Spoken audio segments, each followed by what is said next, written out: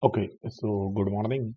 Today we try to identify means how to remove the duplicates from our table with the help of the Excel.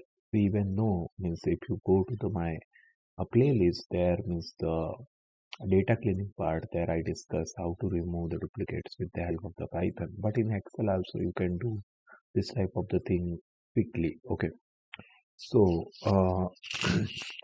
first this is our data. Just assume that and just click on the this data. There you can see the remove duplicates is available. So first select anything. Okay, so just click on the remove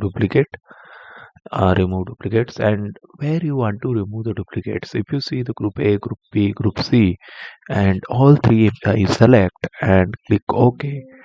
No duplicates, because all these three value is not matching with any another row. If you see, okay, so that's why it is not removing any value, and you can say their duplicate is not present.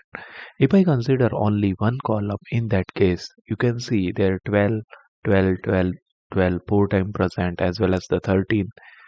Okay, so 12 is many time present. So here also you can say 78 many time present. So if suppose if I select this remove the duplicates, and if I select the group B and just click OK, so all the duplicate remove on the basis of the group B. Okay, so like that you can remove the duplicates in your data. Okay, so that is very easy. So if I want to see the in the uh, group A what are the duplicates is present, just select the group A and click OK. All the duplicates will be removed on the basis of the group A column. So like that you can remove the duplicates, and even you can select the entire means you can say you can select the entire table, and also you can remove. So like if I write here some data 40, 25, 87. Okay, and now I want to remove the duplicates in the entire table. So just remove. Okay, uh, just 1 minute. Remove the duplicates. I will select all three.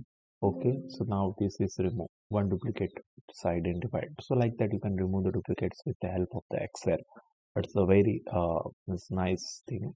We can do this type of the thing with the help of the Excel. Thank you.